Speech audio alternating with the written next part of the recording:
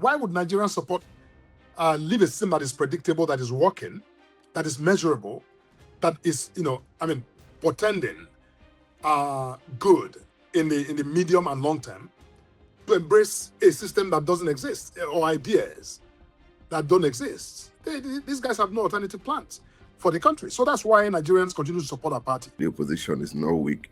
Yes, it's fragmented. Maybe that is the strategy the opposition want to embark on this for this period.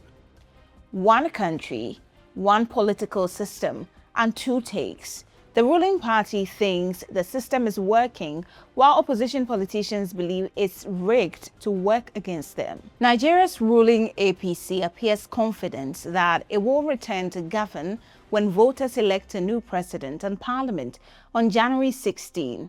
And now that President Bola Tinubu has defeated his only challenger in the APC primaries, it could turn out to be more of the same party and president.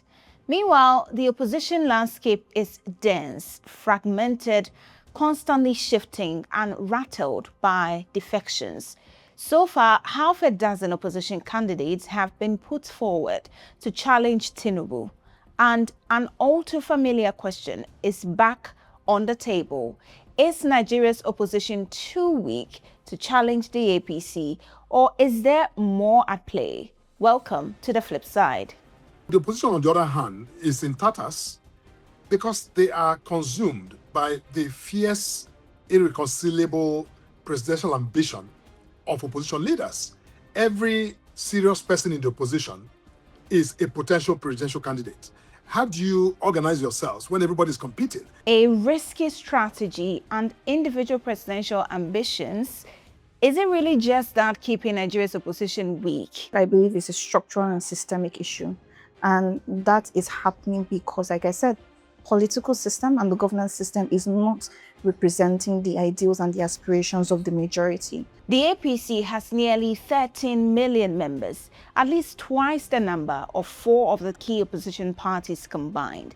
Its political ideology is clear, while opposition parties represent multiple ideologies and allegiances. The one opposition party that was billed as the most ambitious ahead of the 2027 vote, the African Democratic Congress, ADC, saw the exit of Peter Obi and Rabiu Kwankwaso. The two were key challengers in the race against Tinubu in 2023 when they represented the Labour Party and the New Nigeria People's Party, NNPP, respectively.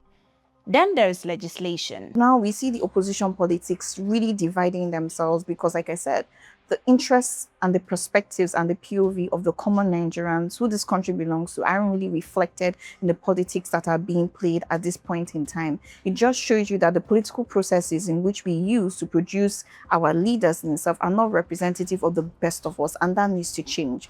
So can these challenges be surmounted? I believe that they can. They can actually take on this government, this present government. Because for me, this present government did not done enough. And there's a lot to be done. And it seems that there's this monopoly of power on their path.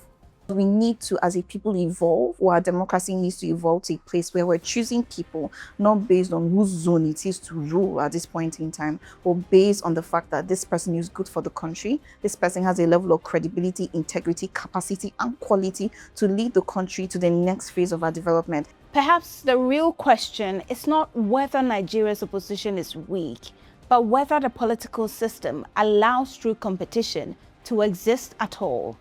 And that's the flip side.